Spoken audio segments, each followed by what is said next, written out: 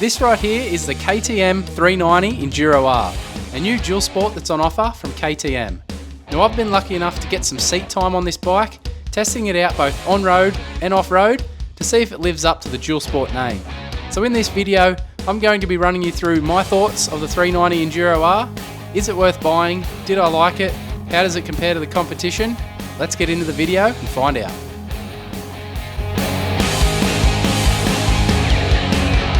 G'day Two Wheel Adventurers, welcome back to the channel. I hope you're all doing well as usual.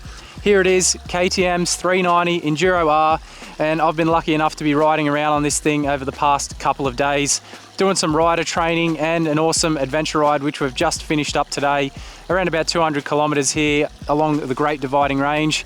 Now I want to throw out a big thank you to Kai from Endeavour Motorcycle Tours. He organised me this bike to come on this tour, so a massive thanks there, and a thanks to KTM Australia for letting me ride this bike on this tour as well. So get those thank yous out of the way. But if you didn't know, this 390 model, the Enduro R, it is a 398.7cc engine and it puts out around about 45 horsepower.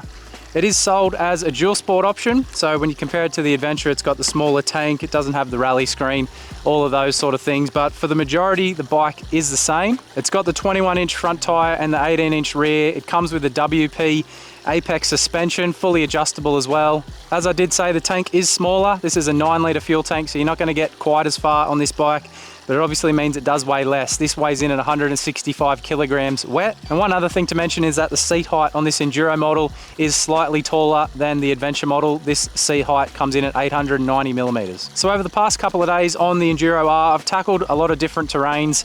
The only thing I haven't really got to test it out in is probably sand. There hasn't been a lot of sand out here on this property or on the loop that we did today, but everything else we pretty much covered. Plenty of rocky terrain, up and down on the inclines, creek crossings, some smooth, slippery, muddy sort of stuff. Just everything that you're going to come across on your general adventure ride out around the mountains. So with all that said, let's jump into the review. I'll give you all of my thoughts on the Enduro R.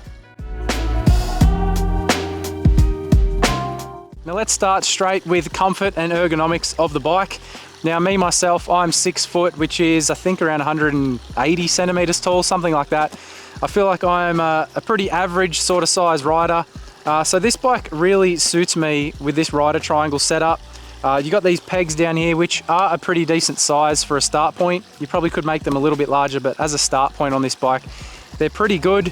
I find that the bars and the whole rider triangle here for me just really works. Everything feels in reach, and the seating position feels pretty good, and I do like this seat height on this Enduro model more than the Adventure model, just because I feel like I'm a little bit more cramped when I'm on the Adventure model, whereas this keeping me up a little bit higher, it doesn't make me feel quite as squished when I'm sitting down along the trail. So overall, I find the comfort really good on this bike.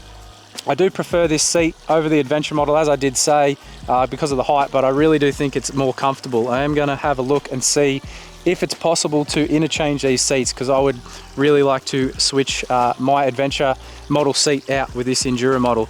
But both standing or sitting, I found this bike to be really, really comfortable straight out of the box. I didn't really have to adjust too much at all. Once I got the levers there in the right position for me, I could sit, stand, everything felt really, really comfortable straight out of the box. The only thing with the comfort that could be improved on this bike is obviously a bit of a fairing at the front here to get that wind off you when you do any road miles, but being that this is sold as a dual sport, I don't think KTM are selling it to do a lot of road miles. They expect people to be off-road, standing up, moving around the bike, so it's not really a complaint, but it would make this bike better.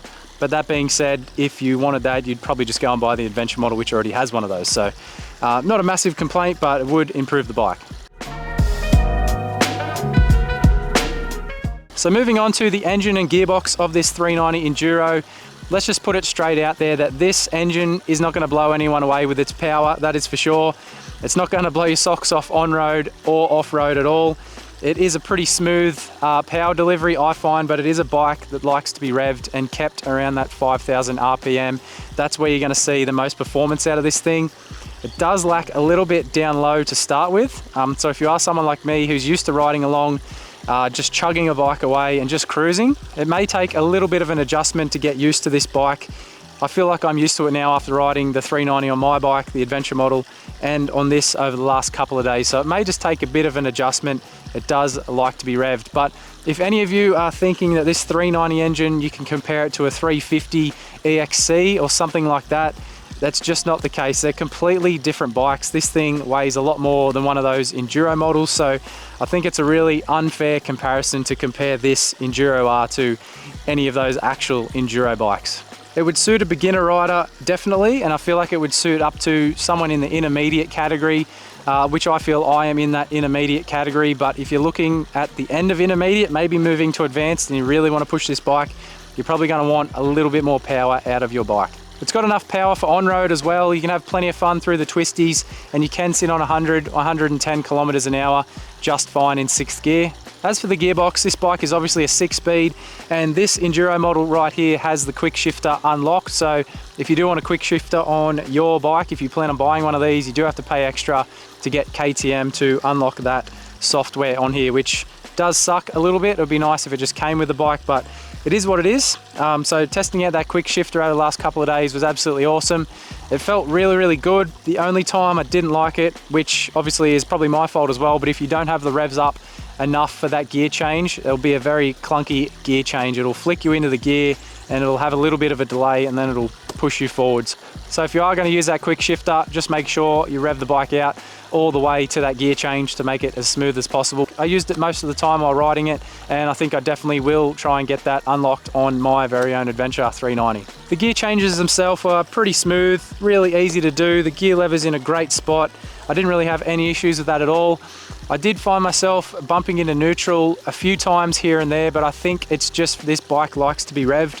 So if you don't have enough speed, enough revs in 1st gear and you try to go to 2nd, it just won't let you. It'll go straight back into neutral, you go back down to 1st and do it again. So I don't know if that's more me in the way I ride, trying to short change the gears there, or if it's just how the bike is, but just something to make mention of. So jumping into the second most important thing on any bike you buy, and that is the suspension. I did mention earlier that this is the WP Apex suspension on this bike, fully adjustable front and rear. I have tinkered with the setup on this over the last couple of days to tune it to how I would like it to be, using all these clickers here on top of the forks for your compression, rebound, and then you've also got the adjusters here for the rear shock right down here. You can adjust the preload on the rear shock. I haven't done that on this bike. You do need a special tool to wind it up, so I haven't done that at all, but as it is standard on the rear shock, it feels just fine. But using those clickers, you really do notice the difference when you wind them on and make it a firmer setup.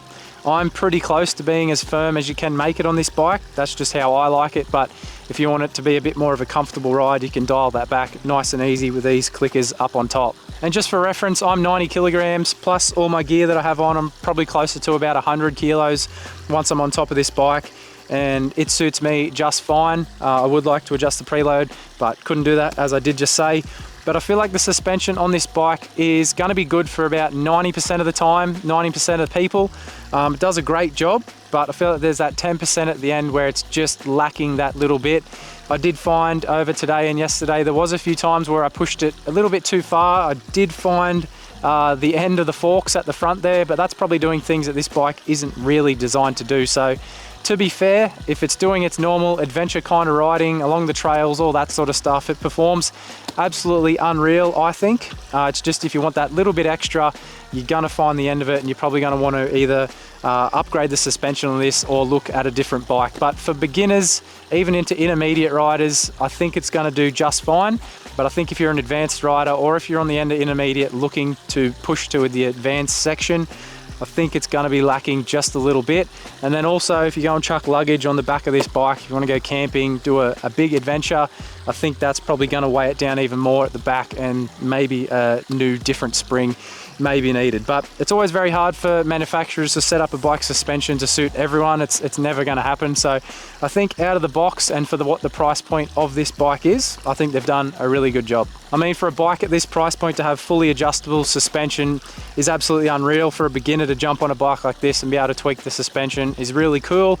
Just don't think that you're going to compare this suspension to any of the EXC Enduro models or the bigger KTM 690s and stuff like that. It's just not going to keep up with those kind of bikes.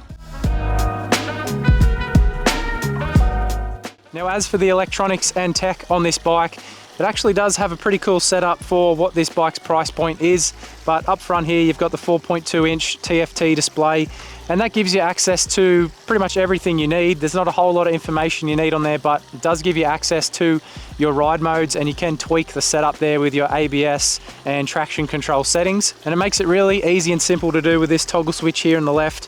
It's really simple to figure out. You don't have to look through the instruction manual to figure it out on this bike. There's not a whole lot in there to search through. Really, really easy and simple, which is what I want when I'm scrolling through a bike to adjust any of its modes. And they also have thrown in a separate ABS button here on the bars. You hold that in when you're stationary for a couple of seconds and it'll turn the ABS completely off, which is absolutely amazing. So thank you, KTM, for that. But when it comes to the ride modes, I was pretty much in off-road mode the whole entire time, whether we were off-road or on the street, and street is the second mode. Now, you can jump into each individual mode and change the settings, as I did say before, of your traction control settings and your ABS settings, and you can turn the quick shifter on and off as well. But I just had it in off-road mode. I turned all the traction control off. I wanted everything off. That's just how I'm riding off-road. It's how most people who go off-road are going to want to ride. But one big advantage that I like on this Enduro model is that you can turn the ABS off front and rear, whereas on the Adventure R model you can only turn that off on the rear. So really, really handy to be able to just switch all that off, get all that tech out of there, and just ride without it. But it is also good to have it on a bike with this price point. So any beginners that want to jump on this and they haven't done a whole lot of off-road or even on-road, they're very new to riding, it's good to have those features in there to keep them safe, but it is also nice to be able to turn them off when you don't want them. So overall, I think the tech and electronics on this bike is pretty good for its price point. It offers everything you need and nothing else. So before I list quickly some things that I really like about the bike and some things that I didn't quite like as much, just a couple of things to mention that aren't standard on this bike. I did already mention the quick shifter, which you have to pay extra to KTM to unlock it. The second thing is this exhaust right here. It's an aftermarket slip-on exhaust on the end. It doesn't really change the sound of this bike, I don't think. Performance, didn't really notice a whole lot of difference there, but thought I'd mention that. And the other thing is obviously the tyres. These are Midas tyres, but they're not the ones that come standard on this model. So just a couple of subtle changes that aren't stock. Jumping into three things that I really liked about this bike. The first one being the suspension. I did already mention that to have this kind of suspension set up on a bike priced this low is pretty amazing. To have a fully adjustable setup straight out of the box is really cool to see on bikes this cheap, and hopefully we see this from other manufacturers doing this all the time, because it's absolutely amazing. And for beginners to jump on and set their bike up just the way they want, I think it's really cool. And the suspension does a great job out of the box as well. The second thing I really liked was the taller seat. I feel it's a more comfortable seat than the Adventure seat, and it is more of a smooth top to it. The Adventure model has a little bit of a cutout in it to make it a little bit lower in the middle, so you can't really move back and forward along it quite as good as this Enduro one. And I feel like this model is actually a lot softer and more comfortable for those road sections. So hopefully I can find a way to switch this seat onto my model. Whether that can happen, I don't know, but this seat is definitely a better option, and that added height makes it even better. And the third thing that I really like is just the bike's simplicity. It's a pretty simple bike. You just get on and ride it. As I said, there's not a whole lot going on with the ride modes there, but you've got that ABS switch there to turn all that off, get rid of all that technology, just jump on the bike and go and ride it. But that's what I want with a bike. I don't want to mess around with all these ride modes and have to switch things off all the time. You just get on, go. It's just going to get the job done. Now, three things that I didn't quite like on this bike as much. The first one would be its lack of luggability. Now, what I mean by that is it doesn't have a lot down low in the rev range. You really do have to rev this bike out to keep it chugging along. If you try and cruise and just putt up a hill or something, you're going to stall out. So you do need to drop it back a gear to keep those revs up and get the power on. That's the first thing that I wasn't thrilled about. The second thing is these standard mirrors here. I don't really like the circle look mirrors. I feel like they look a bit cheap, but these ones were rattling around a little bit and did come loose a couple of times. So I would change them out immediately if I got this bike to a different kind of mirror, different shape that does fold in as well, which would be handy. And the third thing I don't like on this bike is its fuel tank size. It's only a 9-litre tank, so you're not really going to be able to get that far. If you want to go and do an adventure ride on this bike, it's going to be kind of tough around here in Australia. Some places you need to get a little bit further, so I think this tank is just a little bit small. but maybe you just want to tow this bike to the bush, ride around for a couple of hours and come back, put it on the trailer, whatnot. So it might be okay for some people, but for me and the riding I want to do on a bike like this tank just isn't quite big enough. So to wrap this all up, what do I think of the KTM 390 Enduro R? Would I buy one of these bikes? And the answer is no. I'd go and buy the 390 Adventure R, which is what I have actually done. I find that calling this bike the Enduro is a little bit misleading. To me, it's not an Enduro bike and it's not quite an adventure bike. Obviously people are calling it more of a dual sport option, but I feel like the dual sport market here in Australia is kind of a weird one. There's not really a whole lot of dual sporting going on. We either really have Enduro or you have adventure. There's not really that in between. So I'm kind of just a little bit confused of where it sits in the market, what it's going to compete with. I feel like maybe it could try and compete with the DRZ 4S that's coming just because of its fuel tank size, but I feel like the 4S has better suspension. It's more of a trail bike, more of a dual sporter than what this thing is. But just because of the smaller tank, I feel like that's kind of what it's competing with. But this can't compete with the KTM 690. That thing is way more powerful and even lighter than this bike. I feel like most people who look at this are probably just going to go and lean towards the Adventure R model. You pay an extra around about $1,000 Australian. You're going to get a bigger fuel tank. You're going to get the rally screen, and everything else is pretty close to the same. I just think it's in a little bit of a strange spot with this size tank. No fairing on the front. If you wanted those things on this bike, you're gonna just go and buy the Adventure, as I already did say. But that being said, for a bike that is around about $10,000 right away, I think it's really, really good value for the suspension setup and what the bike actually is. Who does it suit? As I said before, I think it suits beginner riders and into the intermediate riders if you want. Could be good for beginners more so just because of the way the power comes on. And I feel like it's really approachable with its seat height. It's not too tall and it's not too heavy either. So for a good start point for a beginner, I think it'll be great.